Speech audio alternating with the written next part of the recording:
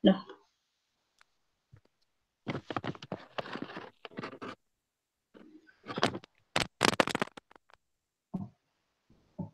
Assalamualaikum warahmatullahi wabarakatuh. Kembali lagi dengan kami di acara Bebas Baper, bincang enak aktualitas dan asik bareng Permira. Sebelumnya perkenalkan dulu, nama saya Ernoval Muhammad Ramadan. Saya sebagai pembawa acara dalam Bebas Baper kali ini. Saya mahasiswa tahun pertama di Kazan Federal University, Kota Kazan, Rusia.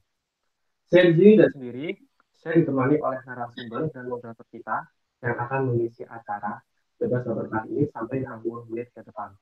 Saya akan memperkenalkan narasumber kita, Kak Muhammad Ihsan Kiat, sebagai mahasiswa S2 Guggen Russian State University of Oil and Gas. Dan moderator kita bernama Dianita Eka Saptarini, mahasiswi Kazan Federal University, Kota Kazan, tahun pertama. Tema bebas baper kali ini adalah kuliah perminyakan di Rusia, tips masuk, budaya studi, dan prospek masa depan. Bagi kawan-kawan yang memiliki pertanyaan kemudian ingin bertanya, silahkan tulis pertanyaan kalian di kolom komentar di bawah ini. Nanti akan dibahas oleh narasumber kita pada sesi pertanyaan, dan semua pertanyaan pastinya akan langsung dijawab. Berikutnya, saya serahkan kepada moderator kita, Dianita Eka Saptarini, untuk memulai acara Bebas Baper hari ini. Selamat menyaksikan. Terima kasih. Assalamualaikum warahmatullahi wabarakatuh. Selamat sore waktu Moskow dan selamat malam waktu Indonesia. Sebelumnya saya akan membacakan CV narasumber kita, Kak Iksan. Nama lengkap Muhammad Iksan Kiat. Lahir di Ambon 16 Juni 1995. Lalu background pendidikannya, studied preparatory course Russian Language for Engineering at Northern Attic Federal University dari tanggal 1 Oktober 2013 sampai 1 Juli 2014. Studied Bachelor of International Relations at Faculty of Science and Political Science of University of Indonesia dari tanggal 1 September 2012 sampai 1 Juni 2013. Graduate with cum laude diploma in Bachelor of Operational and Maintenance of Oil Fields Production Northern Arctic Federal University dari dimulai dari 1 September 2014 sampai 1 Juli 2018. Lalu pursuing master degree in Russian State University National Research University of Oil and Gas after name Gubkin, majoring development designs and operation of gas and gas condensate File, Economy and Management of Petroleum Industry pada tanggal 3 September 2018 sampai sekarang. Latar belakang pendidikan Kak Ihsan, sekarang kita bisa lanjut untuk pemaparan materi kepada Kak Ihsan, dipersilahkan. Ya, Assalamualaikum warahmatullahi wabarakatuh. Terima kasih Mas Nova, Mbak Didi. Terima kasih saya ucapkan kepada rekan-rekan Perhimpunan Mahasiswa Indonesia di Rusia, Permira, yang telah memberikan kesempatan untuk share informasi kepada teman-teman di Indonesia. Semoga bermanfaat. Mungkin saya langsung aja mulai dengan slide pertama.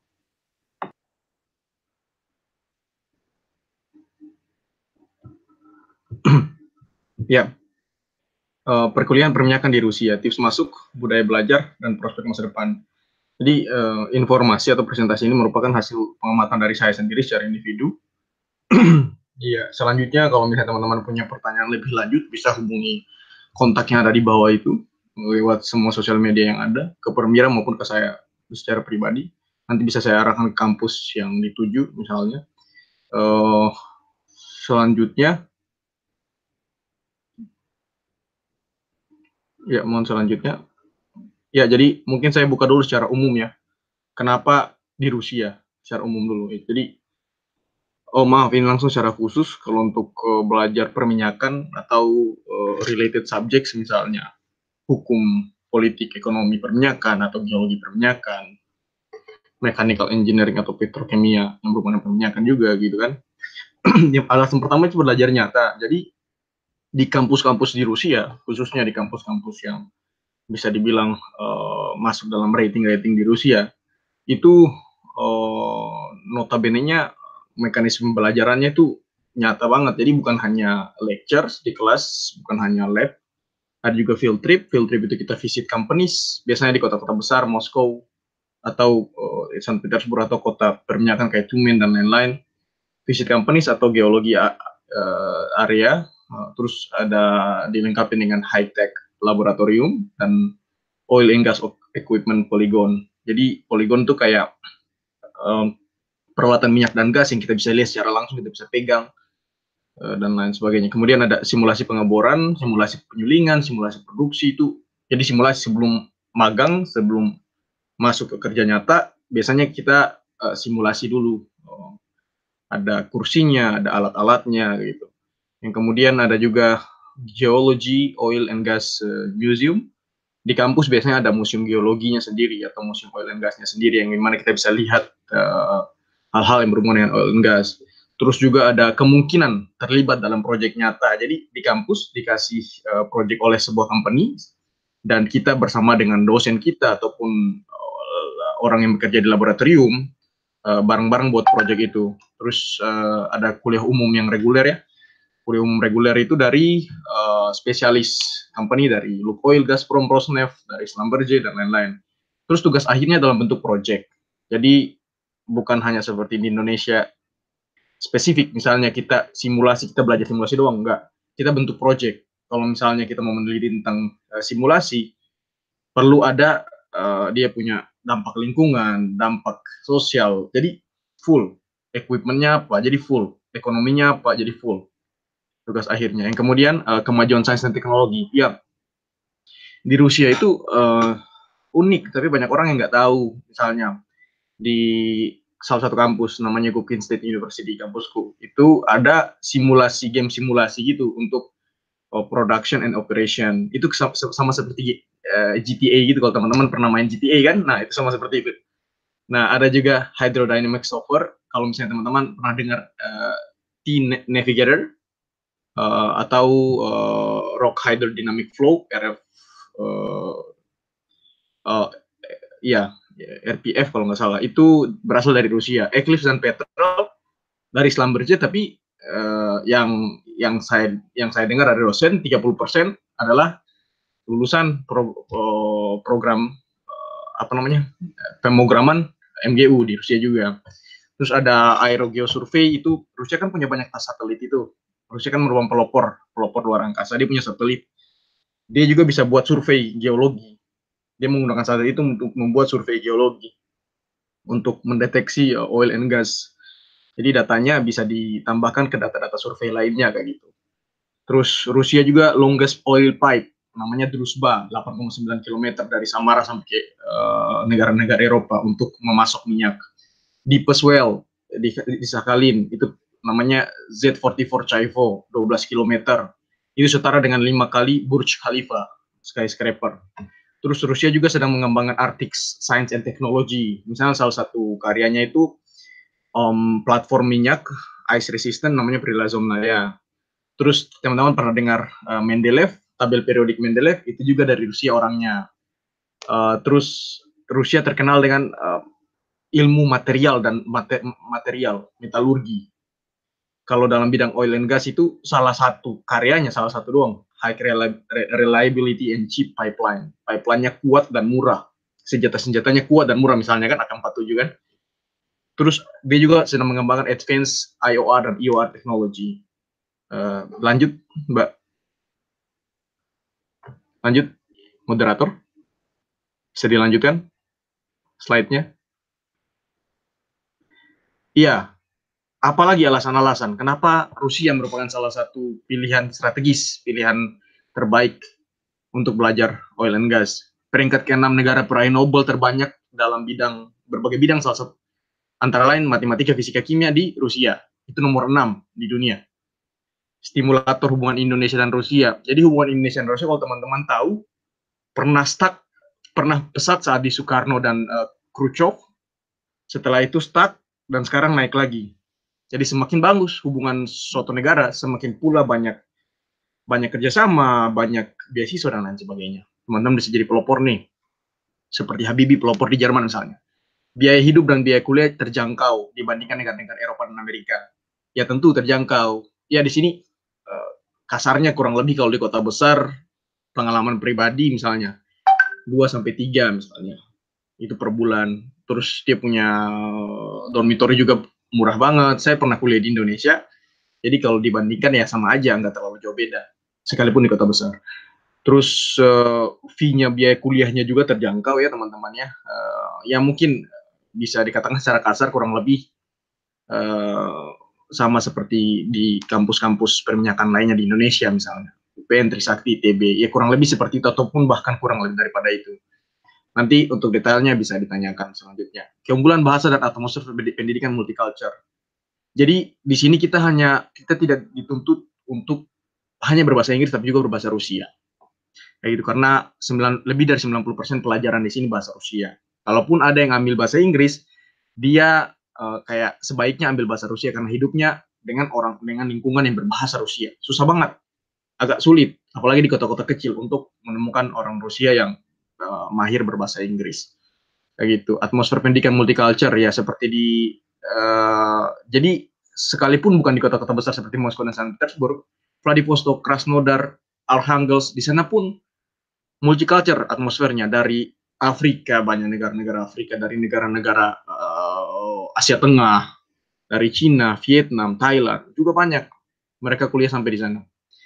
Itu bukan hanya di kota besar seperti Saint Petersburg sama Moskow, apalagi di Moskow dan Saint Petersburg kayak gitu. Terus extensive network. Jadi karena intensitas kegiatan internasional di Rusia tinggi, jangan hanya World Cup, jangan hanya Olimpiade musim dingin, jangan hanya Youth Conference perminyakan pun banyak banget. Tiap tahun tuh bisa lebih dari 10. Yang profesional ya kurang lebih 7-10. Yang student hampir setiap bulan tuh pasti ada. Hampir setiap bulan tuh ada kompetisi, seminar, dan lain sebagainya. Yang selanjutnya, negara minyak dan gas. Otomatis everything's related to oil and gas. Jadi dia mau punya, karena negaranya bertumpu pada minyak dan gas. Kayak minyak dan gas bawa kontribusi besar untuk perekonomian Rusia. Yang saat ini ya stagnan naik dikit gitu ya.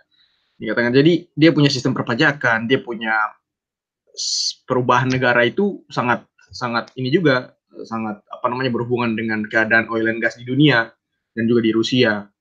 Ya, segala sesuatu misalnya ilmu metalurginya dipakai selain untuk pertahanan keamanan, dia juga pakai untuk minyak dan gas. Ekonominya ada ekonomi minyak dan gas, hukumnya ada hukum minyak dan gas, jadi kayak gitu. Bukan hanya di Rusia sih, bisa di negara-negara minyak dan gas. Minyak dan gas pasti tendensinya lebih ke situ. Yang selanjutnya magnet mahasiswa internasional. Misalnya di Gubkin University, di kampus saya itu terdapat, mohon maaf, ini 1.900, saya salah tulis, 1.900 mahasiswa dari 71 negara.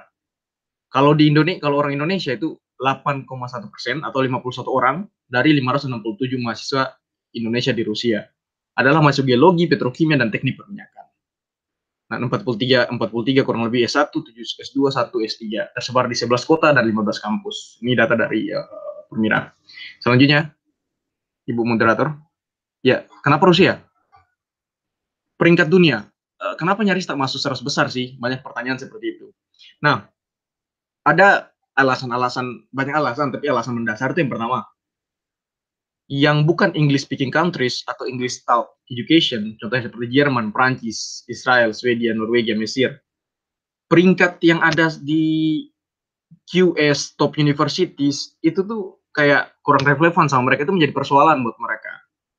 Karena ketidaksesuaian salah satu indikator utama, misalnya tingkat akses jurnal berbahasa Inggris atau kemampuan berbahasa Inggris mahasiswa maupun dosen, itu sangat tidak relevan kayak gitu. Banyak publikasi yang sudah dibuat oleh orang Rusia, banyak banget, dari Uni Soviet pun banyak, namun tidak berbahasa Inggris tapi berbahasa Rusia. Nah, mungkin ini salah satu indikator yang menjatuhkan kayak gitu negara-negara yang tidak berbahasa Inggris atau tidak menerapkan pendidikan dalam bahasa Inggris. Ada dalam bahasa Inggris tapi masih dalam pengembangan, masih dalam adaptasi dan tidak begitu masif. Dengan demikian, pendefinisian universitas berkualitas tidak semata-mata mengacu pada sistem pemeringkatan dunia, teman-teman. QS, The Webometrics, dan lain-lain, yang cenderung bias bahasa. Tingginya kualitas pendidikan di Rusia tak terbantahkan dengan bukti lain. Banyaknya penemuan penting yang dihasilkan itu seperti yang saya sudah sampaikan di slide sebelumnya. Lanjut. Kenapa Rusia? Ini ada mitos dan realita. ini bukan hanya oil and gas, tapi semua jurusan misalnya bisa berlaku. Mitosnya, jika negara sistem ekonominya politiknya komunis, maka warga negaranya mayoritas ateis. Tidak. Warga negara Rusia 75% beragama Kristen Ortodoks, 7-12% beragama Islam, dan sebagian menganut Hindu, Buddha, dan lain-lain. Kemudian, Rusia tidak ramah terhadap warga negara asing. Tidak juga, jarang sekali dijumpai perlakuan agresif dan intimidatif yang dilakukan oleh warga lokal terhadap mahasiswa Indonesia. Bisa tanya 567 orang, berapa sih yang pernah dapat perlakuan diskriminatif kayak gitu. Dan orang Rusia juga memang mungkin karena dingin ya, jadi Rusia bagian utara khususnya, pembawaannya tuh agak diam, tenang. Tapi kalau ketika sudah kenal, ketika kita berinisiatif untuk berdiskusi, itu dia sangat ramah dan loyal sekali. Nah, selanjutnya, perlakuan diskriminatif terhadap Muslim. Tidak juga, tidak sama sekali. Warga Muslim dapat hidup secara setara, sama halnya dengan warga negara yang lainnya. Mereka hormati. Mahasiswa Indonesia yang berasal dari negara beriklim tropis mengalami kesulitan adaptasi mengingat Rusia dikenal sebagai negara yang ekstrim dingin. Buktinya, siapa sih pernah misalnya, I'm sorry to say, pernah selesai masa hidupnya gara-gara dingin? Siapa sih kayak gitu selama sejarah di Rusia? Mungkin ada, tapi tidak begitu signifikan, 1, 2, 3 orang. Mayoritas mahasiswa Indonesia dapat beradaptasi dengan baik. Terbukti jarang dijumpai kasus mahasiswa yang gagal studi karena problem suhu udara. Selanjutnya, bahasa Rusia sukar dipelajari. Masa sih? Gitu.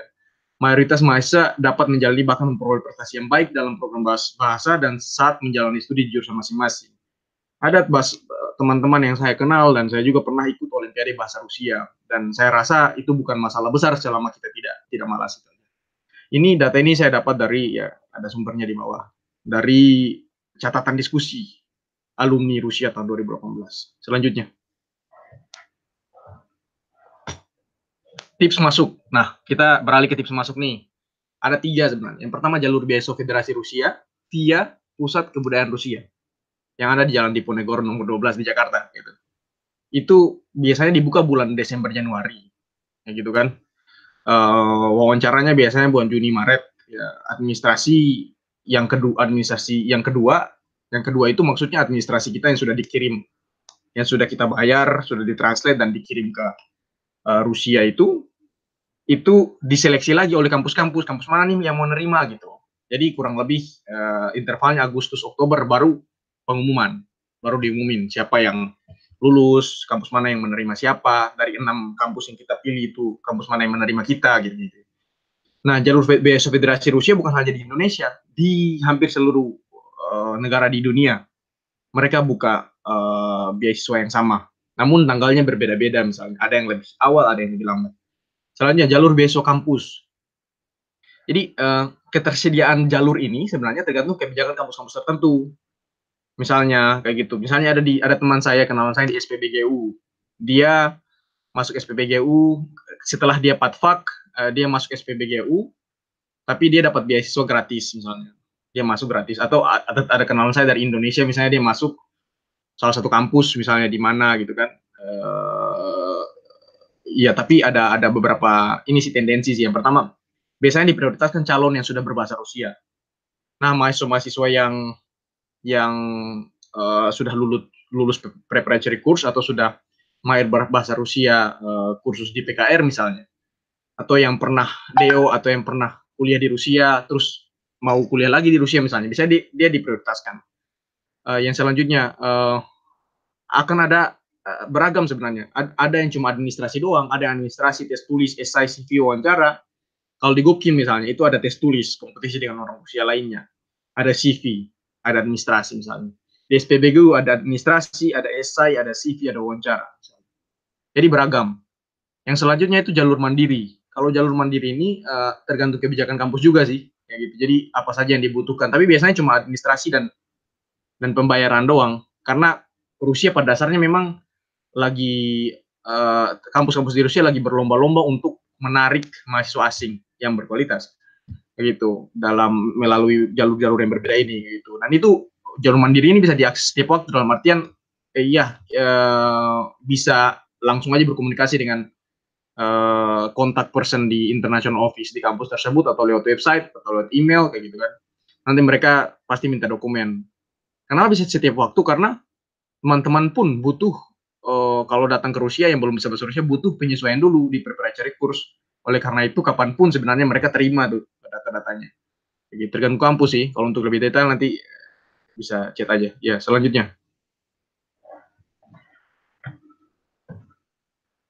Yang masih tips masuk, tips dan trik masuk. Yang pertama, teman-teman yang ingin kuliah di Rusia ya harus bisa berbahasa Rusia, karena kalau nggak bisa bahasa ya susah juga gitu kan. Kurs bahasa Rusia itu bisa di PKR, ada tuh. Bisa lewat YouTube Permira. Permira, terima kasih sudah buat inilah YouTube pembelajaran. Bisa di Podfak di Rusianya langsung. Podfak berbayar di Rusia langsung, berbayar di Rusia. Setelah itu bisa daftar melalui jalur-jalur yang tadi yang sudah saya sebutkan. Yang selanjutnya update informasi. Informasi bisa diupdate bisa via Permira, via websitenya, media sosialnya, bisa via PPI Dunia, PKR, Pusat Kebudayaan Rusia, bisa via alumni-alumni Rusia maupun mahasiswa di Rusia. Jadi harus aktif-aktif update lah, gitu kan, tanya-tanya gitu, kakak gimana, mau tanya dong gitu kan. Kelengkapan dan kecepatan pengumpulan berkas, ya. Jadi sebenarnya di beberapa kampus tuh mainnya cepat-cepatan sih. Misalnya kampus Volgograd State Medical University misalnya, dia kasih 10 kuota untuk international student untuk seluruh negara, cuma 10 tiap tahun. Karena itu medical university, keren lah. Siapa yang masukin duluan, itu dia yang dapat gitu. Kalau di Gubkin State University of Oil and Gas, dikasih sekarang 180 untuk 70 negara. Ada beberapa negara prioritas, salah satunya Indonesia. Kayak gitu. Jadi teman-teman kalau mau ke Gubkin ya silahkan secepatnya. Kayak gitu. Tahun ini, tahun depan juga secepatnya. Nah, itu dia prioritas, siapa yang cepat yang dapat gitu loh. Ya walaupun ya kadang mereka lihat juga CV dan lain sebagainya. Karena kampus-kampus tuh saling berebutan juga sebenarnya. Gitu. Jadi secepatnya kalau dibuka buat bulan Desember, bulan Januari, sebelum bulan-bulan tersebut, semua dokumen sudah harus dilengkapi. Kalaupun belum lengkap, kirim aja. Yang penting cepat gitu. Yang selanjutnya ya, nilai CV, motivasi itu juga perlu berdasarkan pengalaman-pengalaman seleksi sebelum-sebelumnya.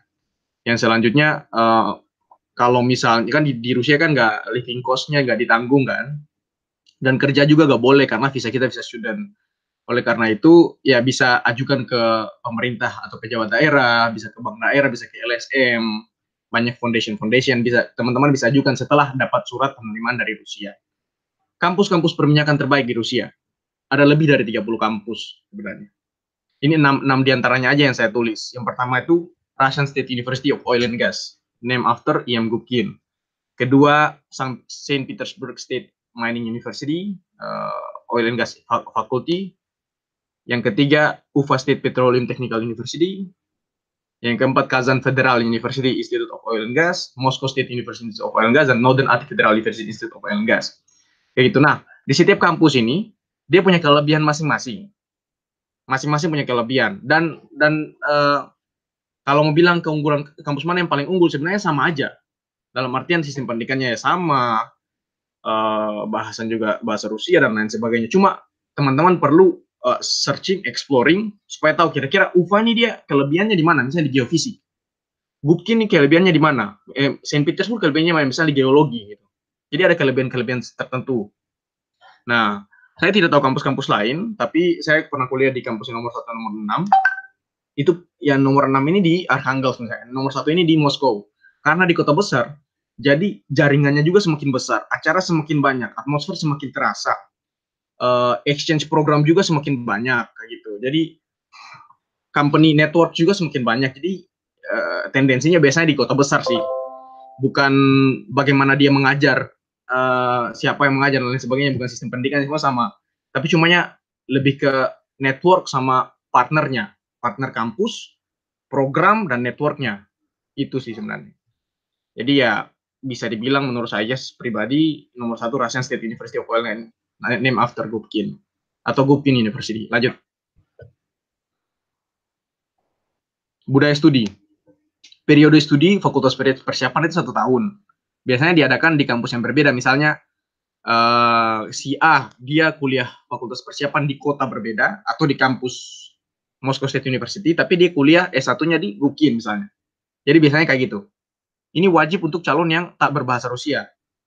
Jadi kalau daftar beasiswa Rusia, misalnya lewat jalur beasiswa, nanti diminta pilih mau belajar bahasa Rusia tidak. Kalau misalnya nggak bisa bahasa Rusia harus belajar kayak gitu. Kalau misalnya program yang teman-teman ajukan itu ternyata berbahasa Inggris dan itu programnya sangat jarang, ya terserah teman-teman mau belajar atau tidak.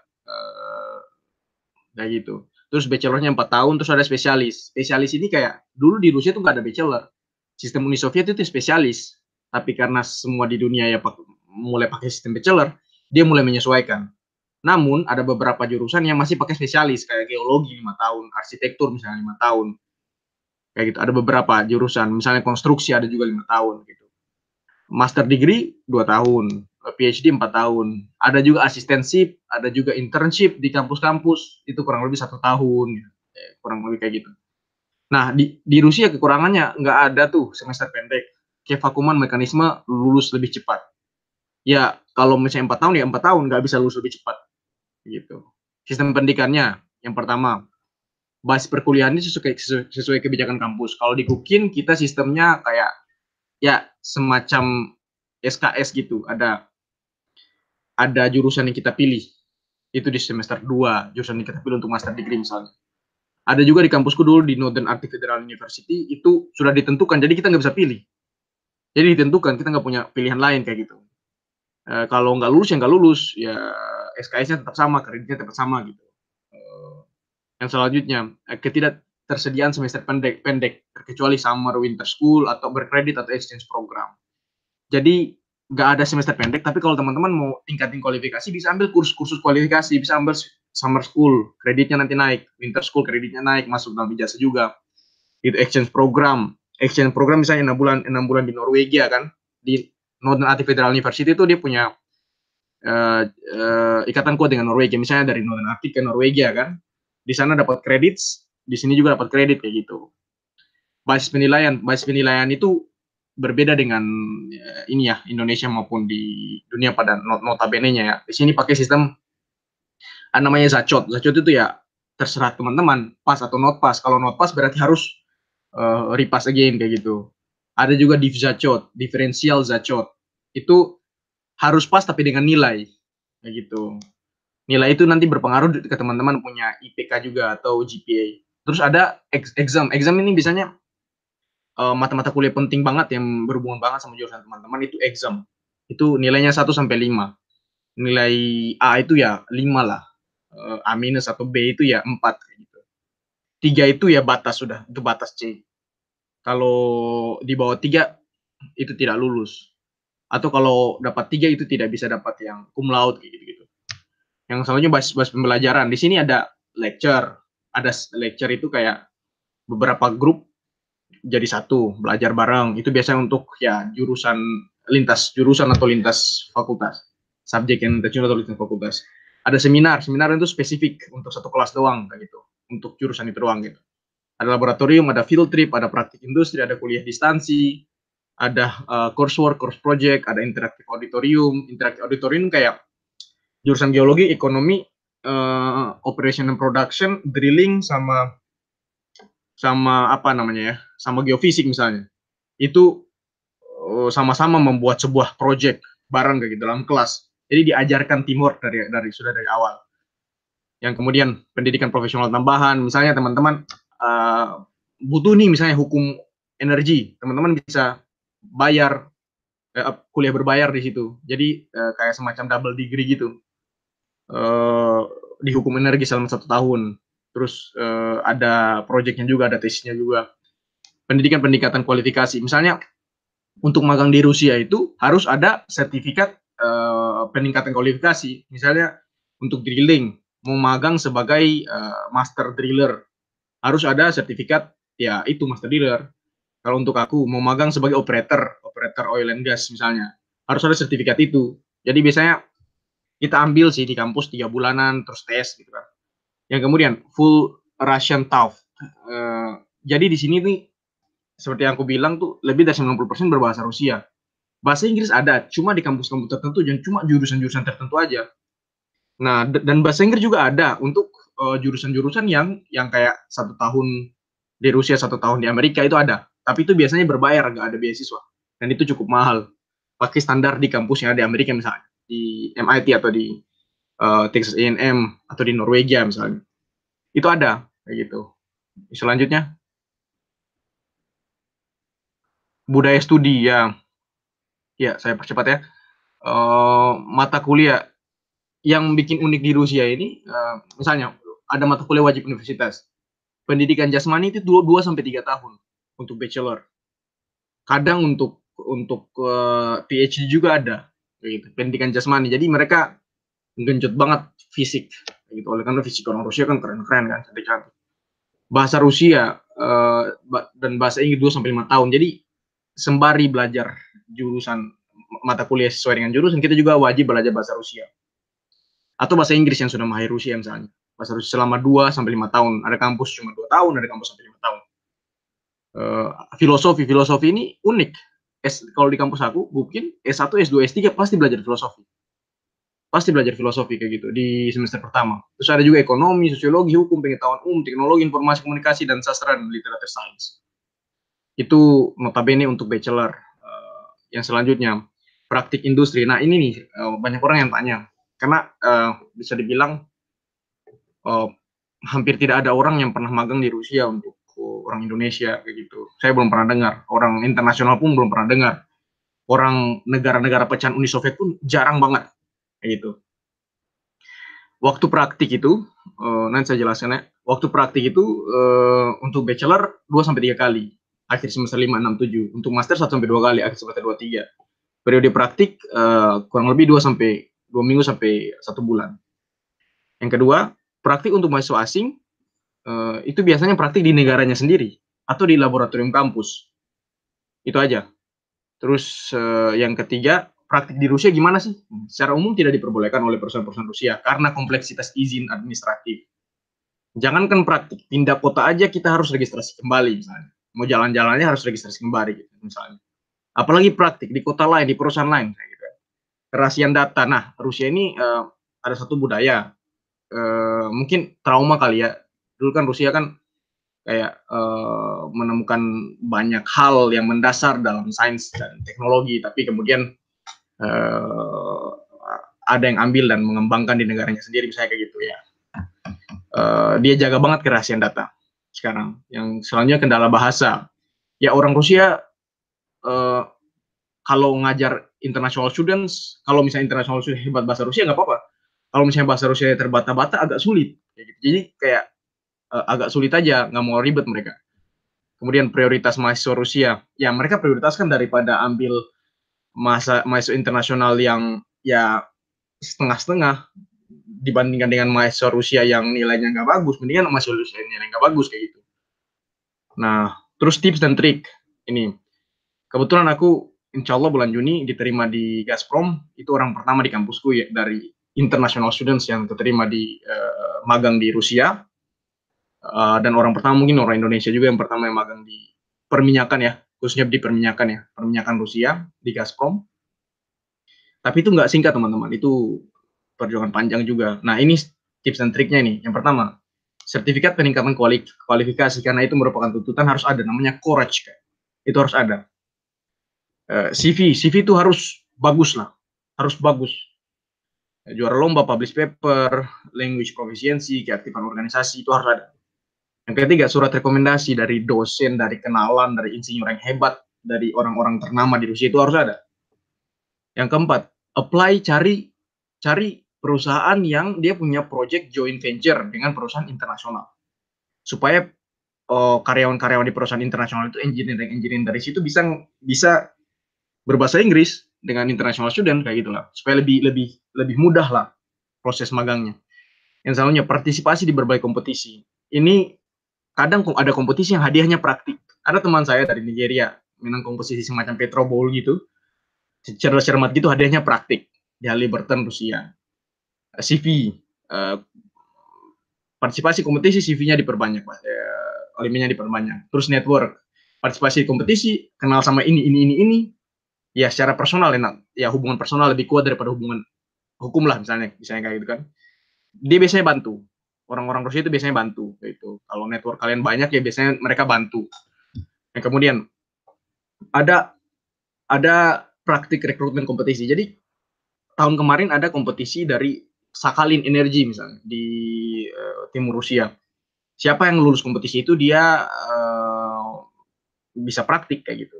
Jadi ada kompetisi untuk praktik. Jadi kenapa sampai saya sarankan tips dan trik dan bisa demikian rupa, karena kita akan berkompetisi dengan orang, bukan hanya mahasiswa Rusia, kita juga dituntut untuk membuka diskusi kayak gitu kan di company yang akan menerima kita kayak gitu. Jadi semacam itu kayak gitu. Selanjutnya teman-teman, budaya studi ekstrakurikuler. Nah, pertama ekskul olahraga dan seni. Di Rusia itu unik ya, ada seni yang nggak ada di Indonesia, misalnya skiing, motor racing, misalnya di kampusku ada kayak gitu, wrestling, yukigasen kayak lempar-lempar bola salju, hoki, snowboarding, masuk pencinta alam jangan salah, kita daki gunung es gitu misalnya di sini, shooting kayak kita pakai AK-47, ada juga shooting pakai yang lain gitu kan, e-sports, orang Rusia suka banget main game, karena kalau main di luar kan dingin kan, nah, game juga berkembang di Rusia, e-sports banyak, ballet, yoga, rapping itu beatbox gitu, ada gimnastik. Terus selanjutnya ekskul akademik berjumlah signifikan dengan tingkat keaktifan tinggi. Kompetisi konferensi seperti yang saya sudah bilang itu banyak sekali. Banyak sekali ekskul tersebut antara lain Society of Petroleum Engineering. Di sini SPI di sini tuh sangat aktif. Dia jumlah profesional 23, jumlah yang mahasiswa 33 chapter. Sangat aktif. Bayangkan 33 chapter, kalau satu chapter bikin sebuah acara internasional gimana gitu. Hampir tiap bulan tuh lebih dari satu acara internasional. Dan hampir tiap bulan tuh ada acara profesional kayak gitu. Di sini tahun lalu kita dapat 6 outstanding awards last year, dan saya juga pernah mimpin student chapter dan dapat juga outstanding awards. Itu outstanding tertinggi di SPI. Terus selanjutnya ada student scientific council, ini ada di setiap kampus. Ada Science Olympiad Club, ada European YAG, ada World Petroleum Council untuk yang leaders dan lain sebagainya. Ada KISS Club, Debate Club, Writing, Language, Programming Club dan sebagainya. Lanjut. Nah ini terakhir ya, slide terakhir, prospek masa depan. Kemana sih alumni gitu, alumni lulusan perminyakan gitu. Terus kalau aku kuliah di Rusia, prospeknya gimana sih gitu. Kerja nggak sih di internasional di Indonesia, diterima nggak sih gitu. Alumni kurang lebih ya, ini data prediksi nih, kurang lebih 20 alumni lah, mungkin lebih ya, 20 alumni perminyakan sejak tahun 2008 sampai 2018. Tempat kerja ada yang di Schlumberger yang aku tahu 2 orang, Pertamina aku tahu juga 2 orang ya, 2 orang 3 orang, PGN 1 orang, Black Space ya 2-3 orang kalau nggak salah. Ada di kampus-kampus di universitas, UPN Trisakti ITB misalnya, Lemigas, LIPI dan lain sebagainya. Peluang kerja di Rusia, di Rusia itu prioritasnya TKDN, tenaga kerja dalam negeri Rusia atau berpaspor Rusia. Kalaupun kau orang Turkmenistan tapi punya paspor Rusia, Indonesia kan nggak boleh. Itu bisa kerja di Rusia. Yang penting ada paspornya aja. High experience dan specific engineers. Nah, kalau misalnya orang Indonesia, ya dia memang harus high experience dulu dan spesifik ilmu pengetahuannya itu dibutuhkan di Rusia misalnya. Misalnya ada 10 tahun, ada kenalan aku 10 tahun berpengalaman di LNG, bekerja di Novatek, di tempat ekstrim, di Arctic region. Gitu. Yang selanjutnya via universitas, misalnya aktif di lab kampus dan terlibat dalam proyek, itu juga termasuk kerja dan berpeluang dipromosikan misalnya untuk kerja di Rusia. Via perusahaan multinasional yang joint venture dengan Rusia, seperti aku bilang, Schlumberger Shell. Ada tuh orang-orang Indonesia ekspatriat yang kerja di misalnya Rosneft, tapi dia pernah joint venture sama Shell Belanda misalnya.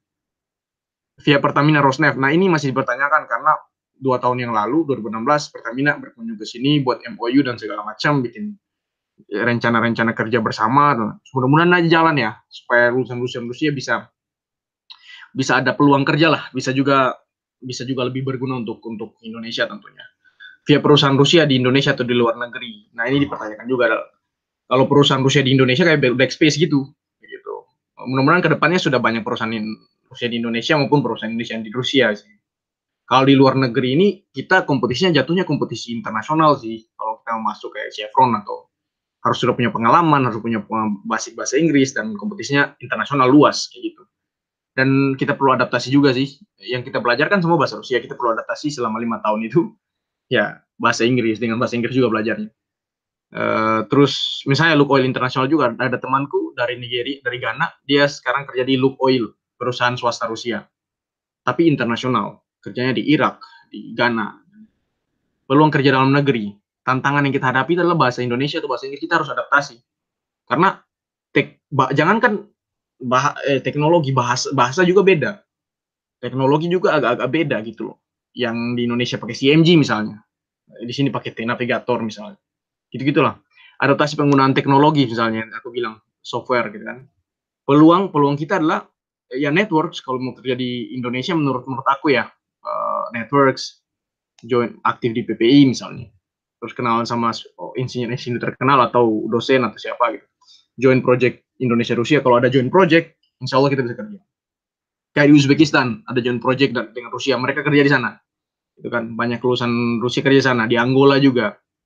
Nah, yang selanjutnya tempat kerja masa depan ya yang saya prediksi itu universitas bisa, lembaga penelitian, blok gas Masela bisa, Natuna juga bisa, misalnya gas kan. Rusia kan terkenal dengan gasnya terbesar. Terus blok gas Saka Kemang yang kemarin baru ditemukan, nomor 4 terbesar di dunia tahun ini penemuan. Gitu kan. Jadi ya mungkin pesan saya teman-teman nggak usah khawatir, berjuang aja. Rusia ini seksi sekali, dia punya teknologi maju, tapi banyak orang yang belum tahu. Kesempatan besar, prospek masa depan besar, tapi banyak orang yang belum tahu. Kayak gitu, dan murah juga. Gitu. Terima kasih, mungkin sekian dulu dari saya. Silakan, Mbak.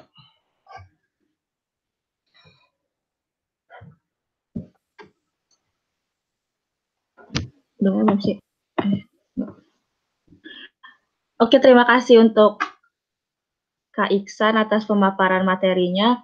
Nah, sekarang kita lanjutkan untuk sesi tanya jawab. Saya kembalikan kepada Saudara Noval, silahkan. Wah, terima kasih banyak nih untuk Kak Iksan selaku narasumber dan Dianita Eka selaku moderator. Diskusi dalam topik hari ini tentu sangat menarik dan sangat jelas dipresentasikan oleh narasumber kita Kak Iksan. Berikutnya saya akan membacakan pertanyaan-pertanyaan yang udah teman-teman tanyakan di kolom komentar YouTube. Ini saya bacakan 4 pertanyaan dulu ya. 4 pertanyaan. Pertanyaan pertama dari Mbak Suki. Kak, saya mau tanya, setelah lulus kuliah, rencana kakak mau lanjut mencari kerja atau kerja di Indonesia atau di Rusia? Pertanyaan kedua, Kak, cita-cita kuliah di perminyakan Rusia apa ya? Dari Aurelin Arifah. Pertanyaan ketiga dari Dian, Kak, kalau pulang ke Indonesia dan ingin kerja di Indonesia, apa ada pencetakan lagi, Kak? Atau bisa langsung kerja, Kak, kalau di Rusia itu? Dan ini ada pertanyaan dari channel Mbak FK, Kak, pernah tidak merasakan shock culture ketika pertama kali tiba di Rusia? Karena budaya Indonesia dengan Rusia sangat jauh berbeda dong. Dan gimana cara kakak menghadapi itu? Ini 4 pertanyaan saya bacakan dulu, lalu silahkan kepada narasumber kita, Pak Iksan, untuk menjawab. Nanti dibuka lagi sesi pertanyaan, sesi 2. Silahkan, Ya, terima kasih Mas Noval, terima kasih banyak. Ya, untuk nomor 2, nomor 3 aku nggak terlalu kedengaran, mungkin bisa ditulis ya di chat ya. Untuk nomor 1 itu, setelah kuliah aku mau kemana gitu. Jadi kalau misalnya rencana pribadi sebenarnya ya tergantung peluang nanti ya. Sebenarnya aku mau kerja sih, ya kerja di multinational company. Itu kalau misalnya ada pertimbangan-pertimbangan tertentu yang mungkin muncul, kan kita punya rencana kan dinamis ya. Yang mungkin muncul ya, mungkin aku akan lanjut S3. S3-nya mungkin di luar Rusia atau mungkin dalam Rusia gitu. Jadi masih agak blur sebenarnya. Tapi aku lebih ke aku akan kerja dulu, setelah kerja dulu, dapat pengalaman kerja dan ketemu realitas kerja. Setelah itu baru mungkin kemungkinan besar lanjut lagi S3. Itu sih. Kalaupun kerja ya itu multinational company maupun di Indonesia. Gitu. Dan S3-nya itu mau di Rusia apa di negara lain, Kak? Kalau di S3 sini saya masih timbang-timbang sebenarnya. Ada plus minus kalau di Rusia, plus minus di negara lain gitu. Misalnya. Ya plus minus di Rusia, misalnya plusnya itu saya sudah punya banyak network di Rusia misalnya kan. Sudah punya teman-teman kenalan profesor, kenalan lomba misalnya gitu kan. Ekstensi network juga kan perlu untuk mengembangkan kita punya penelitian, kita punya paper. dalam hal kerja juga, dalam hal hubungan Indonesia Rusia juga gitu kan. Namun minusnya yaitu sudah 7 tahun ya tinggal di daerah dingin, capek juga gitu kan. 7 tahun berbahasa Rusia capek juga gitu kan. Mau rasakan itu berbahasa Inggris mungkin, atau yang di daerah panas mungkin di Arab Saudi mungkin kan, siapa tahu, atau di Amerika atau di mana gitu kan, ataupun Indonesia juga nggak apa-apa sebenarnya. Jadi seperti itu. Tapi selama saya belajar ya tawaran pekerjaan sebenarnya ada, apalagi dari pihak Rusia, tapi harus berpaspor Rusia itu yang repot itu. Harus berpaspor Rusia, jadi ya gimana lagi, harus menyesuaikan saja. Mungkin kan kita lepas itu paspor Indonesia. Iya. Kak, dan untuk pertanyaan kedua langsung jawab ya, Kak, dari Aurel. Kak, suka duka kuliah di kuliah penyiaran Rusia itu apa ya? Suka dukanya. Makasih Aurel ya.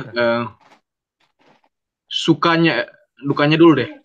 Dukanya itu ya yaitu dingin gitu ya, harus beradaptasi. Terus budayanya juga beda, harus belajar bahasa Rusia 1 tahun tuh bisa full bahasa Rusia doang, intensif belajar. Jauh dari orang tua, tiket mahal dan lain sebagainya. Terus kita harus kerja ekstra, bukan hanya bahasa, kita harus untuk berkompetisi dengan orang Rusia yang bahasa ibunya Rusia. Itu kita harus kerja ekstra, ikut olimpiade, ikut ini, belajar itu. Gitu. Itu mungkin duka sih, maksudnya tantangan sih, bukan lebih ke arah duka tapi lebih ke arah tantangan. Sistem, bukan hanya sistem pendidikan, sistem hukum, sistem pergaulan Rusia kita harus paham. Terus budaya interaksi dengan orang Indonesia, orang Rusia, orang internasional juga kita harus paham. Kan budayanya bebas kan, tantangannya itu budaya bebas, jadi hati-hati, iman harus kuat, harus berprinsip. Kalau sukanya ya seru aja sih, kayak semacam dunia baru, jendela baru untuk kita, bahasa baru, seru ketemu orang-orang yang berbeda budaya juga, itu seru banget. Di sini juga ini, Russia is a country of opportunities, bukan hanya di oil and gas tapi di semua. Jadi negara sebesar ini, negara yang adidaya ini, yang teknologinya banyak ini, dia tuh pernah menutup diri dan dia baru membuka diri. Sekarang ketika dia membuka diri, dia butuh pelopor-pelopor dari berbagai negara. Kayak gitu. Jadi ini adalah kesempatan yang paling besar, peluang paling besar. Mau bisnis, mau jadi teknisi, mau jadi apa, itu insya Allah bisa di Rusia lah. Negara opportunities. Kalau misalnya di Amerika saingannya banyak. Dari India, dari Cina, semua ke Amerika. Semua dari dunia ke Amerika misalnya gitu kan. Dari Arab Saudi, dari Jerman juga semua ke Jerman gitu kan. Nah, orang Indonesia paling banyak di Jerman, paling banyak di Amerika, 3.000 orang, 4.000 orang di Amerika misalnya.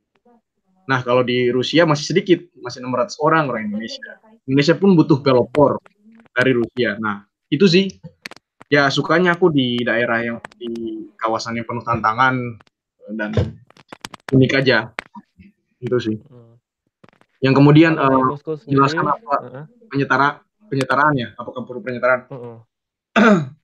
Penyetaraan, setahu aku ijazah yang disetarakan doang.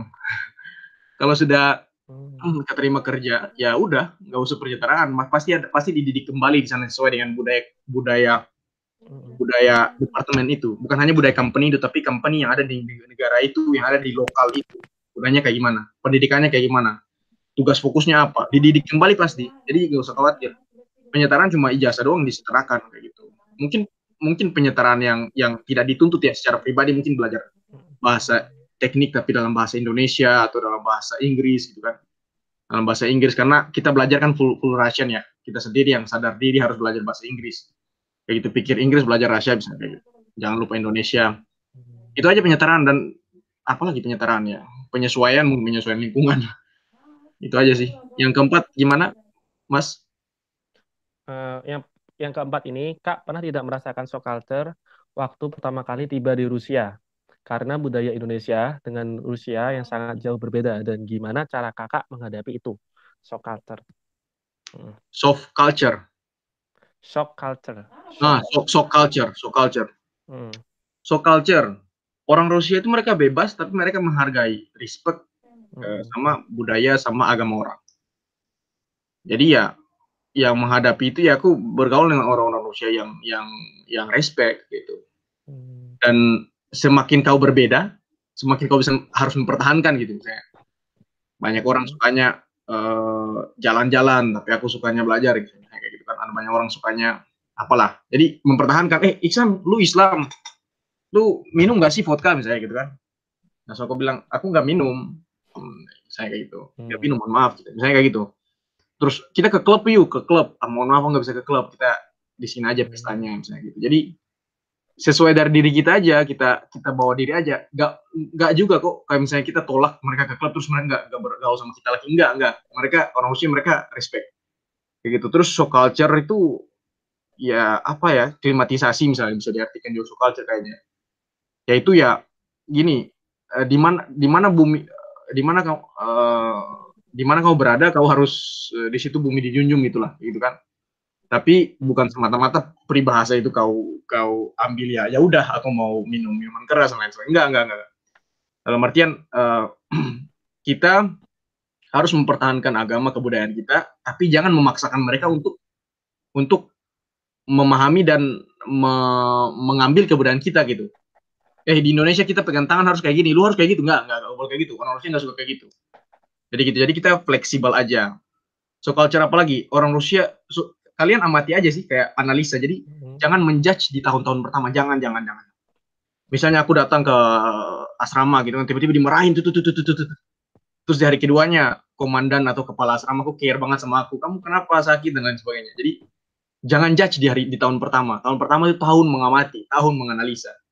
Setelah itu baru kalian tahu, oh ternyata orang Indonesia itu kayak gini. Mereka bikin diri kayak maksa jahat padahal sebenarnya baik gitu. Misalnya, maksa mereka gini kayak gitu. Itu aja sih. Jadi analisa orang juga masing-masing ya. Saya nggak tahu, cuma nggak usah jadi tahun pertama aja sebelum kalian menganalisa panjang. Oh iya, terus sama penyetaraan mungkin kayak pernah aku mau magang ya. Mau magang kalau di Rusia kan butuh Korachka, sertifikat kualifikasi. Kalau di Indonesia tuh ada semacam sertifikat kualifikasi tapi disertifikasi atau dikeluarkan oleh salah satu lembaga di Cepu misalnya, di blok Cepu misalnya gitu. Jadi mungkin sertifikat yang kita dapat di Rusia mungkin nggak berlaku di Indonesia, mungkin aja kayak gitu, atau nggak berlaku di negara lain sertifikat pendidikan kualifikasinya. Tapi kalau ijazah pasti berlaku gitu. Saya Mas, makasih. Baik, ini saya lanjutkan pertanyaan ke berikutnya Pak ya, Pas ya. Ini pertanyaan berikutnya ada pertanyaan bagus nih dari Rexi Renaldi. Halo Mas Iksan, salam dari Irkutsk. Saya mau nanya Mas, apakah ijazah Rusia bakal worth ketika kita kembali di Indonesia? Karena saingan kita adalah fresh graduate dari kampus-kampus yang sudah ternama seperti ITB, UPN, Trisakti, IPS, dan lain-lain. Nah, itu gimana Kak? Menurut aku bakal worth.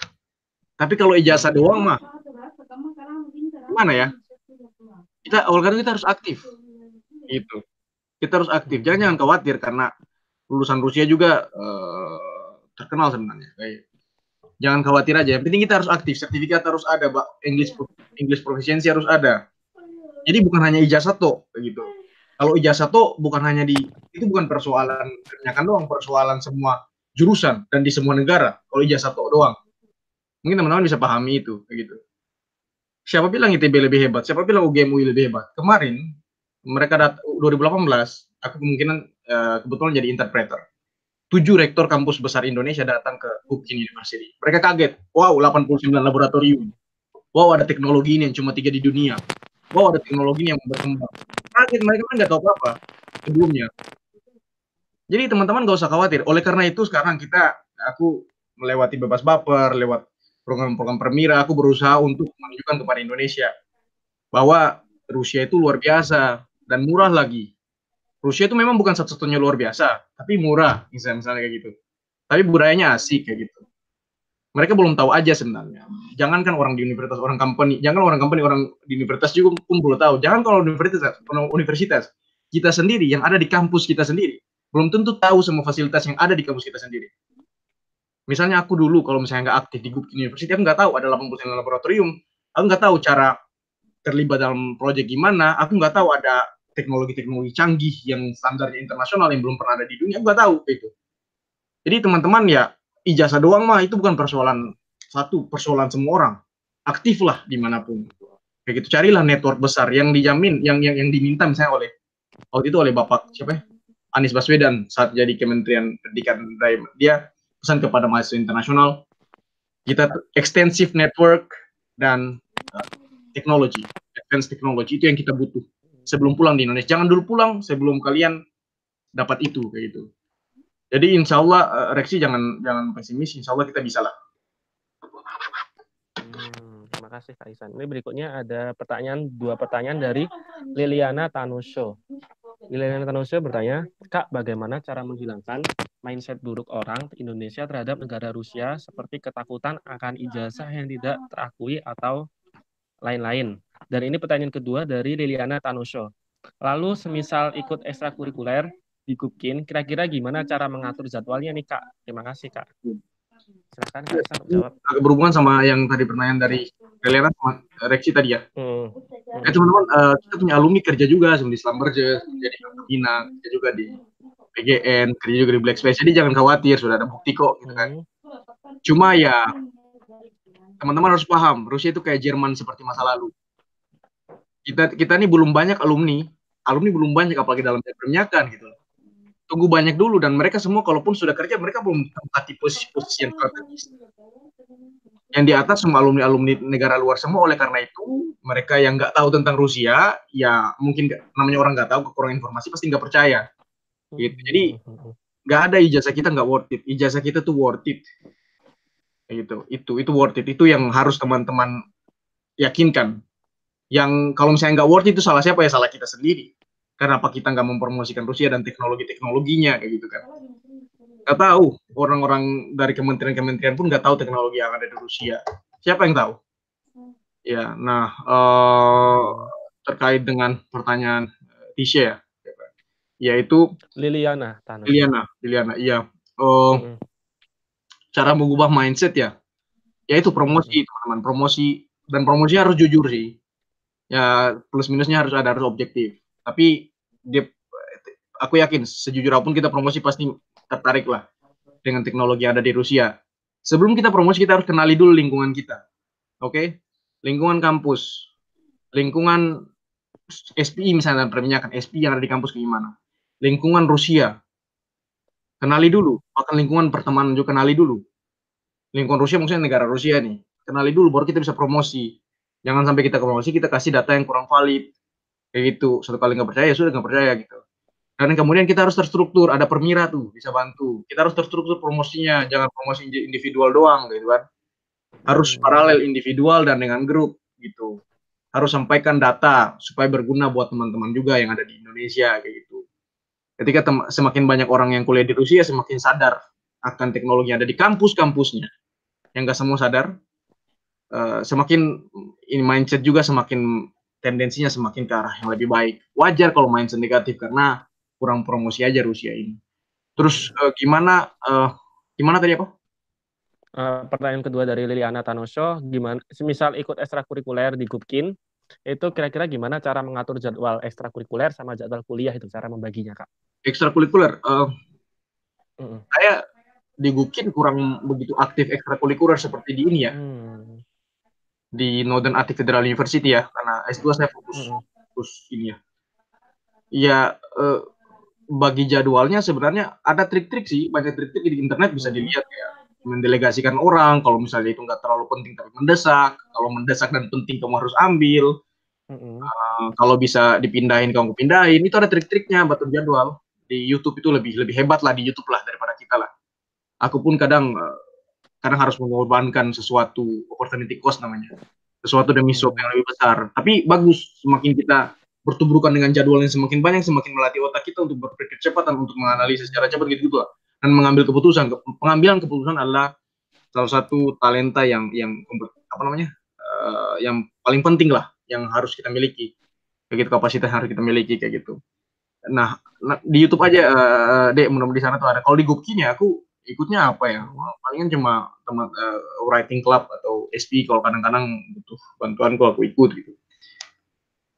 Tapi aku ya udah aku harus kayak aku kan double degree jadi agak sibuk ya dari jam 10 sampai jam 10 malam gitu. Kadang kayak gitu, kadang kalau libur pun ada tesis dan lain sebagainya. Oleh karena itu aku press aja yang sekarang dikerjakan ya seperti ini kayak sekarang sembari fokus terhadap kuliah, sembari bangun komunikasi yang produktif dengan jaringan-jaringan yang sudah kita punya, sembari bantu-bantu orang, sembari juga promosi perminyakan yang ada di Rusia, khususnya di pendidikan, Gubkin misalnya. Insya Allah 2 bulan aku akan lebih gencar lagi promosi Gubkin atau teman-teman perminyakan yang lain juga bisa turut serta melakukan hal yang sama terkait kampusnya. Aku bilang, ketika kita promosi kampus, nggak pandang kita jurusan apa, yang pertama kita dapatkan adalah tentu terima kasih dari kampus. Terima kasih dari kampus, pasti kita dekat dengan orang-orang besar di kampus. Dekan, rektor, vice rektor. Yang kedua, kita dapat akses ke data-data kampus, ke laboratorium kampus. Ya karena mereka tahu niat kita adalah promosi kampus juga, gitulah. Promosi pendidikan mereka gitu. Terus yang selanjutnya kita bantu orang adalah dapat pahala kan. Bantu orang kasih informasi juga dapat pahala gitu lah. Nah, terus yang keempat mungkin cost friendly ya. Jadi harapkan kalau misalnya kita promosi kampus, mudah-mudahan mindset yang tadi dibilang itu bisa bergeser. Kayak gitu. Banyak hal lah yang kita dapatkan kalau misalnya kita dapat pengalaman juga. Kita lakukan promosi kampus. Dapat jaringan itu yang paling penting. Jaringan pasti banyak. Kayak gitu. Karena aku mau akses ruangan yang paling rahasia. Kayak gitu. Dengan alasan apa kau masuk ke ISU misalnya kan? Aku mau promosikan kepada Indonesia supaya banyak orang masuk UKIM misalnya. Oh silahkan. Aku mau nih magang. Orang-orang tuh sukanya magang. Kalau nggak magang tuh nggak akan, Rusia nggak akan didatangi lagi oleh international students. Mereka pikirkan kembali gimana cara buat rekomendasi supaya Iksan bisa magang. Jadi teman-teman harus aktif. Itu modal teman-teman itu ya daerah kampus teman-teman itu. Itu. Aku mau dapat konsultan atau dari Indonesia misalnya. Gitu ya, tolong bikin surat. Ya mereka bikin surat, konsultan dari Indonesia, konsultan dari Arab Saudi, konsultan dari Norway bisa. Jadi kita punya pembimbing skripsi ada, konsultan ada. Pembimbing skripsi orang Rusia, konsultannya orang Indonesia, terserah kita mau ambil dari mana. Itu salah satu langkah-langkah inisiatif untuk mendekatkan Rusia dengan Indonesia. Mulai dari kampus Indonesia dan Rusia, mulai dari masyarakat Indonesia dan Rusia dan lain-lain. Itu juga bantu negara kita. Gitu. Jadi seperti itu sih, teman-teman. Makasih Kak udah dijawab. Satu lagi, ada pertanyaan lagi Kak ya. Satu lagi, ada hal yang paling mendasar sebenarnya. Banyak orang bilang Rusia itu rahasia banget dengan dia punya teknologi gitu kan. Magang susah, akses ke lab susah, nggak susah.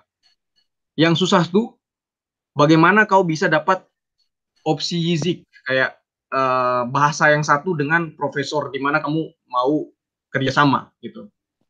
Kalau kamu memang punya kemampuan yang pintar, yang berwawasan luas, berbahasa Inggris bagus, profesor itu pasti tertarik sama kamu kayak gitu. Bukan dia nggak mau, mungkin kamu kurang belajar, mungkin kamu nggak cocok sama dia gitu. Jadi bukan dari Rusianya, tapi dari kitanya sendiri gitu kan. Begitupun dengan magang kayak gitu. Itu sih sebenarnya ada banyak akses yang harus kita dapatkan bukan secara cuma-cuma, tapi dengan trik-trik tertentu, dengan pembuktian bahwa kita tuh bisa gitu. Kita tuh bisa buat eksperimen tanpa membuang-buang bahan yang mahal ini, tanpa merusak equipment kayak gitu. Nah kalau gitu saya rasa ya banyak profesor juga yang akan setuju kayak gitu. Ya silakan. Ini ada pertanyaan-pertanyaan dari, ini saya bacakan beberapa Kak ya.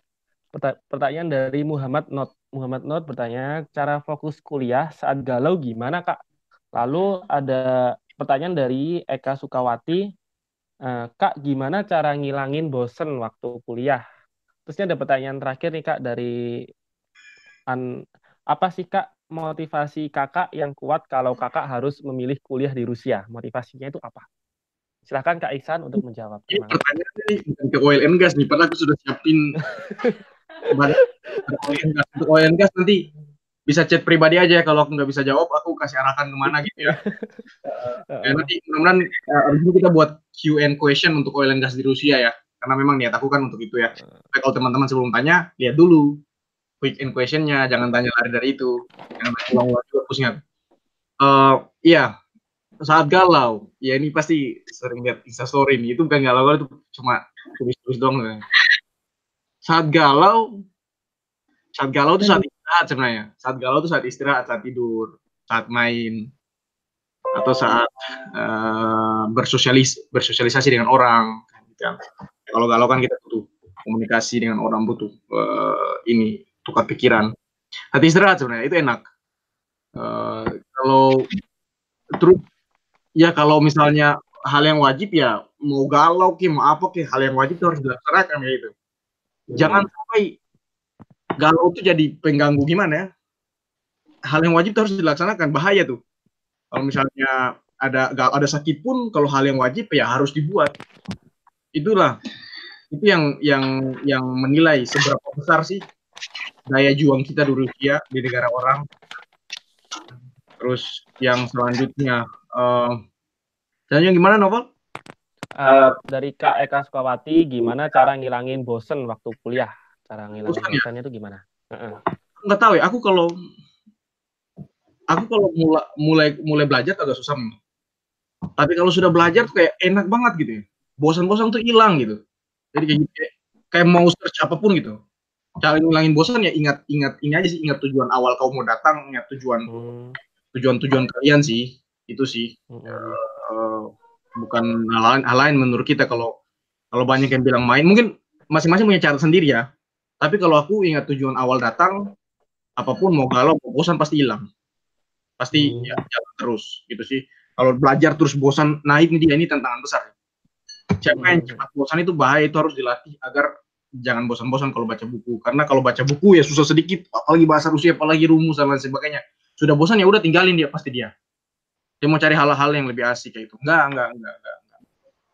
Bosan nanti aja gitu. Ini jangan sampai itu terjadi lah ya. Konsultasi dengan psikolog permainan kenapanya ada atau Amerika Eropa. Konsultasi dengan dokter, mungkin ada sakit, mungkin sampai bosan gitu kan. Baltik ya. Iya Baltik. Ya yang ketiga tadi apa tadi? Mas, motivasi kakak yang kuat kalau kakak harus memilih kuliah di Rusia sebagai kuliah kakak. Jurusannya International Relation ya di UI ya, Universitas Indonesia. Ya udah dijawab. Gitu kan. Jadi motivasi aku teman-teman. Yang pertama, kenapa aku pindah jurusan saya gitu kan? Karena gini, tanpa kuliah UI pun aku bisa jadi diplomat. Tanpa kuliah UI pun, kuliah HI pun, kuliah politik pun kita bisa jadi politisi, kita bisa jadi presiden gitu. Ya. Tapi kalau kuliahnya tanpa kuliah engineering, engineer, ya, belum tentu dan engineer adalah sebaik-baiknya politisi, pemegang kekuasaan, pemegang kepentingan, pembuat keputusan negara adalah orang yang mengerti detail. Dan kalau kau mau kerja di Kementerian Energi, mau kerja di Komisi 7 DPR, kau harus tahu detail gitu loh. Kau harus, ya menurut aku pandangan pribadi, basisnya harus engineering, basisnya harus energi. Bukan orang politik yang baca buku doang, terus jadi pemegang keputusan dalam bidang energi, itu salah. Dan di Indonesia sampai sekarang ini belum ada namanya jurusan hukum politik, ekonomi, energi, nggak ada. Sampai sekarang ini. ITB baru mulai merintis. Dibandingkan Rusia sudah ada, by the way. Rusia sudah ada. Jadi teman-teman yang mau bisnis energi, hukum politik energi, itu datang ke Gubkin University, datang ke MGIMO. Kayak gitu. Itu politik energi ada. Gitu. Di negara-negara lain di dunia ini, mungkin 1-2 negara doang yang ada. Oleh karena itu kita kadang kalah dengan kontrak-kontrak minyak, diskusi, negosiasi, kita kadang kalah karena kita nggak punya base itu. Yang selanjutnya, ini apa namanya? Oleh karena itu aku mau basisku adalah basis engineering. Kenapa pilih Rusia? Jujurnya Rusia itu yang paling gampang, yang paling murah, yang paling gampang masuk lah. Karena kalau misalnya Amerika aku harus mungkin spare 1 tahun untuk belajar, dapat GMAT, dapat IELTS, dapat segala macam untuk memenuhi itu. Harus cari duit juga gitu kan. Kalau Jerman juga begitu, harus cari depositnya besar, belajar bahasa Jerman juga ulang dan lain sebagainya. Rusia itu yang paling enak dan paling gampang. Orang-orang yang mahasiswa Rusia harus bersyukur pada Tuhan Yang Maha Esa karena sudah lulus di Rusia, kayak gitulah. Nah, kenapa pilih Rusia? Karena Rusia itu unik. Kalau kita nonton film-film dari film-film kartun Jepang kan Rusia sebagai orang yang misterius, atau film Hollywood kan Rusia sebagai mafia, itu unik. Ada apa negara sebesar ini kok di image-nya agak aneh gitu kan? Unik aja. aku pikir Rusia bawaan. Rusia itu negara besar. Oil and gasnya banyak banget. Otomatis teknologinya itu akan berkembang di sana. Otomatis atmosfernya tuh atmosfer oil and gas. Otomatis udara yang dihirup itu baunya oil and gas gitu loh. Ya aku pilih Rusia. Kenapa? Negara sebesar ini dapat sanksi pula. Tapi masih bertahan, masih maju. Coba bayangkan, seberapa kerenkah kemampuan manajemen mereka sehingga tanah sebesar ini bisa dimanage dengan baik gitu. Sanksi pun nggak melakukan itu. Nah itu sih sebenarnya kenapa kita pilih Rusia. Banyak hal yang membuat aku pilih Rusia. Kenapa? Dan mereka tuh loyal, mereka tuh sering bantu negara kita aja, dibantu waktu zaman Soekarno. Sering bantu, mereka tinggi perdamaian, mereka tuh gak suka jajah ya, seperti negara tetangga gitu. Gitulah. Dan mereka adalah negara adik kuasa dan mereka sangat terkenal dengan teknologi dan sains. Itu yang membuat aku fix banget ya. Itu sih. Ada 2 pertanyaan terakhir. Rame ya, Kak? Gimana, Mas? Kak, ini ada 2 pertanyaan terakhir dari Julian Fatih. Julian Fatih bertanya, tips belajar dari Kak Iksan ketika sudah berkuliah di Rusia. Terima kasih, Kak. Terus pertanyaan kedua dari Muhammad Not, tips pendanaan kuliah di Rusia, tips berburu beasiswa versi Kak Iksan, Kiat yang ambil 2 jurusan itu gimana? Silakan Kak Kiat menjawab. Handle scholarship. Ini versi aku doang ya, teman-teman. Mungkin versi aku bisa bekerja atau tidak bekerja di kalian masing-masing. Tips belajar di Rusia, yang pertama tuh, tahun pertama tuh belajar bahasa Rusia tuh, anggaplah bahasa Rusia itu yang akan menyelamatkan hidupmu kelak. Gitu. Jadi belajar intensif banget. Belajar praktik, bicara, ngomong. Aku dulu pendiam, karena belajar bahasa Rusia harus cerewet ya, aku jadi cerewet. Bicara bahasa Rusia kiri kanan, dengar film dan lain-lain. Itu harus tahu bahasa Rusia itu full. Daily Russian language, engineering based Russian language dan lain-lain. Bahasa politik, bahasa hukumnya. Jadi bukan hanya bahasa sehari-hari, tapi juga bahasa sesuai dengan termin jurusan masing-masing, misalnya oil and gas terminologi, sama bahasa hukum atau politik, supaya kalau kalian buat administrasi, kalian bisa baca tuh udah gawor atau kontrak yang kalian tanda tangan itu apa gitu. Nah, setelah itu kalian harus ada buku dan harus rajin translate. Tahun pertama itu tahun translate lah. Jangan khawatir. Ketika kalian translate, misalnya aku dapat mata kuliah oil and gas equipment. 2 bulan, 3 bulan pertama, aku translate terus. 4 bulan, 5 bulan, aku sudah terbiasa dengan kosakata itu. Karena diulang-ulang, kosakata itu akan diulang-ulang. Kayak gitu. Diulang-ulang kosakata itu. Dulu aku baca 1 lembar dasar-dasar matematika, aku baca 1 lembar bukunya untuk mengerti itu kurang lebih 2 jam. Tapi ketika aku translate, aku rajin translate, 1 bulan setelahnya itu, aku baca sudah turun 1 jam. Terus di 1 bulan setelahnya aku baca sudah turun 15 menit aja sudah mengerti. Di tahun depan aku baca sudah turun 2 menit aja, 3 menit aja sudah mengerti gitu. Jadi teman-teman harus translate. Kalau teman-teman nggak translate, ketika teman-teman sudah kurs kedua, kurs ketiga, kurs keempat, sudah mau buat skripsi, dituntut translate lagi. Kalau sudah pusing pasti bisa berbuat curang, itu nggak boleh. Atau bisa di DO. Jadi harus translate terus. Dan aktif bertanya di kelas. Ketika kita aktif bertanya, kita melatih praktik lah, melatih keberanian dan kepercayaan diri kan. Dan kita melatih menggunakan dengan pronunciation Rusia kosakata yang kita sudah dapat. Misalnya, salah satu contoh misalnya, persamaan ini rumus ini memenuhi persamaan, atau kasus ini memenuhi persamaan di bawah ya kan. Kasus misalnya, atau fenomena ini memenuhi persamaan misalnya. Fenomena явление, это явление удовлетворяет такому уравнению misalnya kayak gitu. Kata удовлетворяет itu kalau kalian sudah tahu dari first course, kalian nggak akan lupa, dan itu akan berulang kembali di setiap buku. Akan berulang kembali, kalian tahu sendiri pasti. Itu aja sih tipsnya. Rajin translate, rajin baca, ya sama seperti language lain lah. Dan rajin berteman ya, cari teman-teman yang produktif, yang bisa saling membantu dengan kalian. Itu sih. Yang selanjutnya tips pendanaan dan berburu beasiswa. Tips pendanaan dan tips berburu beasiswa versi Kak Iksan. Ada tuh buku, aku lupa namanya, buku berburu beasiswa kalau nggak salah. Aku pernah tulis juga di situ. Dini pernah baca kalau nggak salah ya. Jadi Ya.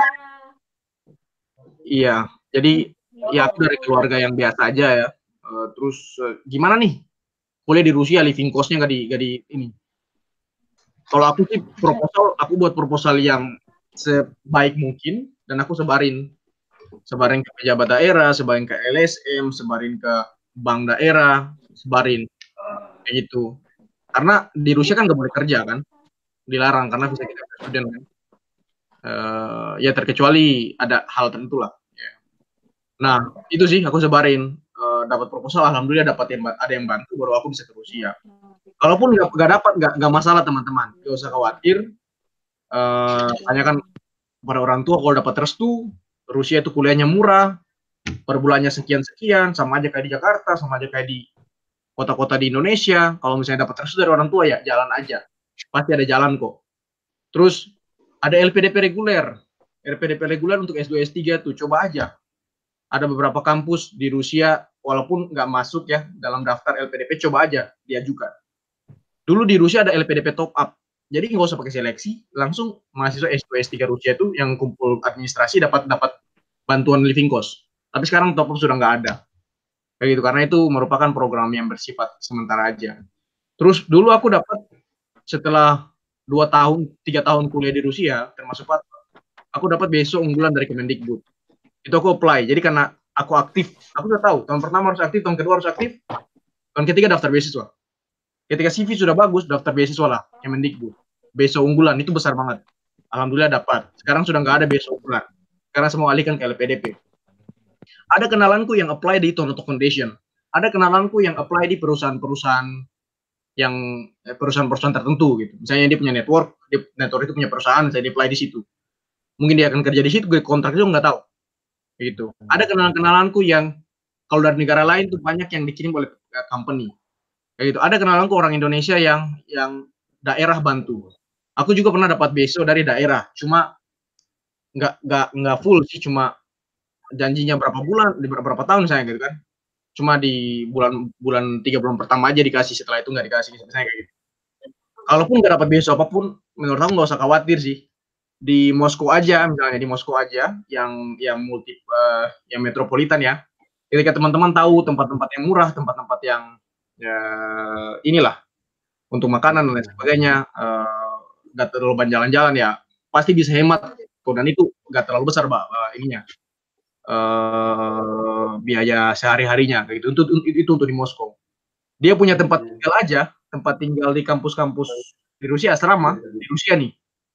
Ada tempat-tempatnya misalnya di Narvu, di Northern Attic Federal University atau di Gubkin, itu lebih murah daripada asrama UI Depok. Asrama UI Depok teman-teman tahu berapa? Nah, itu lebih murah pada itu. Padahal itu sudah murah banget gitu kan. Nah, jadi nggak usah khawatir sih. Yang penting ya itu aja, siap mental dan siap belajar full aja sih. Nah, ini kan Kak bukunya. Oh iya, di sini. Ya di sini ada ceritanya Kak Iksan. Ada ceritanya Kak Iksan sama teman-teman beasiswa lain. Maksudnya gimana cara mereka ngedapetin beasiswa atau enggak gimana cara mereka bisa sekolah di luar negeri. Ini bukunya PPI Dunia kok Kak. Iya, itu bukan PPI Dunia. Ini semua yang tergabung di PPI Amerika Eropa ada di sini. Terus bukunya ada 3 deh pokoknya. Tapi yang di bawah cuma yang ini. Yang 2 ditinggal di rumah. Itu share kehidupan nyata tuh dari pejuang beasiswa. Iya, dibacanya juga di sini susah, yang paling susah dicari yang ini kemarin Kak. Oh, yang itu ya? Curhatnya. Terus tiba-tiba ada kan, terus ada Kak Iksan di dalamnya, makanya langsung excited nih fotoin ke grup. Parah sih itu, parah. Aduh, parah, itu motivasi banget sih. Kaget juga kayak, Kak Iksan. Dan maksudnya excitednya adalah bisa satu grup gitu loh Kak. Terus cerita kakak ada di sini, terus ternyata Kak Iksan nyata gitu, orangnya ada gitu. Maksudnya pernah ketemu, terus sekarang ngobrol bareng. Nggak nyangka. Makanya dari tadi kayak udah nervous gitu loh, kayak aduh ngobrolnya sama Kak Iksan, takut salah ngomong, takut. Ada nggak nyangka sumpah. Ini masih live stream.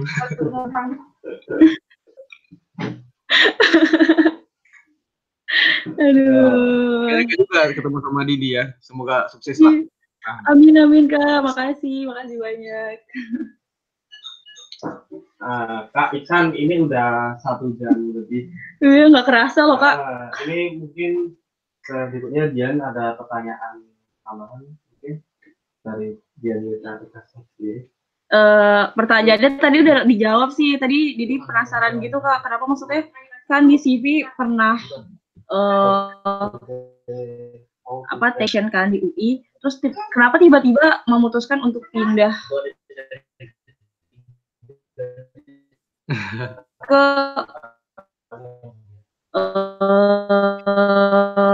oil and gas paling dari itu Kak? Itu kayak dari awal kenapa tiba-tiba kok kan tadinya soalnya kenapa jadi science gitu, itu aja sih.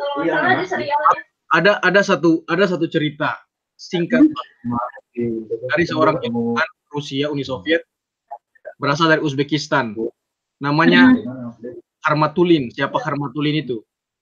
Itu dia orang yang penemu parasut, penemu yang kayak roket meluncur terus parasut gitulah. Oh iya ya. Dan dia orang yang berjasa dalam bidang roket juga. Nah, dia adalah kepala perusahaan Rusia dalam bidang itu parasut dan peluncuran roket gitulah. Dia bilang ke masyarakatnya kayak gini. Kalau misalnya yang ada di posisiku sekarang sebagai ketua proyek atau sebagai CEO perusahaan ini adalah, I'm sorry to say, bukan orang engineering, kita nggak akan terbang sejauh itu. Misalnya orang apa kayak misalnya orang jurusan lain lah, kita nggak akan terbang sejauh itu. Nah, aku pikir itu benar sih, aku sependapat dengan itu. Jadi kalau misalnya aku ingin jadi pemegang keputusan kelak untuk Indonesia, aku harus tahu detailnya engineering, kerjanya susah apa, jangan asal kasih deadline doang gitu. Aku harus tahu bagaimana engineering itu bekerja, aku harus tahu potensi-potensinya. Jadi tahunya dari detail, baru aku bisa ambil keputusan terkait dengan engineering. Kalau basisnya bukan engineering, ambil keputusan yang engineering, itu kan nggak korelasi. Itu yang terjadi di Indonesia saat ini. Itulah. Nah itu dia yang membuat aku politik itu, mudah-mudahan aku bisa dapat ilmunya di YouTube atau di mana, rajin baca, mudah-mudahan bisa dapat ya. Walaupun nggak orang-orang yang berkuliah politik, walaupun nggak saintis mereka. Tapi kalau basicku kuat di engineering, insya Allah aku bisa mengkolaborasikan, memfusikan gitu. Jadi fusion itu antara humaniora dan engineering gitu. Kayak gitu sih. Berarti untuk kedepannya nggak menutup kemungkinan untuk masuk di bidang pemerintahan juga dong Kak? Karena kan ada basic di international relation juga gitu. Iya nggak mungkin. Tapi kalau aku pengen, dan aku pengen juga teman-teman punya mimpinya itu nggak sampai nasional doang, mimpinya adalah internasional maupun sampai luar angkasa seperti satelit yang baru luncur kemarin gitu kan. Sampai luar angkasa mimpinya gitu loh. Kalaupun ada misalnya nih kemungkinan untuk menjadi orang yang berpengaruh di dunia, kenapa harus terobsesi untuk menjadi orang berkarir nasional gitu loh. Sementara di dunia kau bisa buat manfaat yang lebih besar lagi untuk nasional, untuk negara. Jadi apalagi sudah kuliah di luar negeri, mimpinya harus luar angkasa, harus internasional, segala sesuatu berbasis internasional. Itu saja sih sebenarnya sih. Itulah mimpi-mimpi orang Rusia, mimpi orang Jerman, mimpi orang Amerika, negara-negara yang hebat. Gitu. Menarik banget ya Kak alasan-alasannya, tapi sayang banget kita tuh dibatasin sama waktu. Aduh. Jadi mau nggak mau harus diudahin gitu. Ya udah dibalikin ke moderatornya aja biar Mas Topal silahkan dilanjutkan. Padahal masih ingin ngobrol banyak. Kak Iksan punya pesan terakhir buat para pemirsa buat junior-junior yang disampaikan gitu Kak, apa gitu motivasi atau apa, silahkan Kak. Sayang sekali. Ini udah mungkin pesannya kayak pesan umum aja ya, teman-teman sering dengar gitu. Kalau teman-teman punya passion dan teman-teman menuntut ilmu dengan baik, dengan sungguh-sungguh, di Al-Quran tulisnya malaikat pun melepaskan sayapnya untuk dia. Kalau secara umum bilangnya alam semesta berkolaborasi untuk membantu dia. Jadi kalau punya passion, punya kemauan, nggak usah khawatir. Tiba-tiba aja ada orang yang bantu, tiba-tiba ada orang yang menginformasikan dari jalur yang kita nggak tahu, gitu, dari jalur yang kita tahu. Jadi terus kejar mimpi, cuma ya itu dia. Ya dan jangan pernah ragu ambil keputusan kayak gitu. Dan ini sih teman-teman jangan lupa juga, karena ketika teman-teman sudah kejar mimpi dan tercapai, akan banyak manfaat yang teman-teman bisa buat orang yang paling luas. Manfaat lebih luas lagi, lebih banyak lagi. Jadi untuk sekarang ya, fokus terhadap diri sendiri sampai sukses gitu loh. Mari kita berjuang bersama dan jangan menyerah gitu aja sih. Dan ini sih teman-teman, jangan lupa berdoa, minta doa orang tua, itu manjur banget doa orang tua itu. Ya, itu sih, dan serius.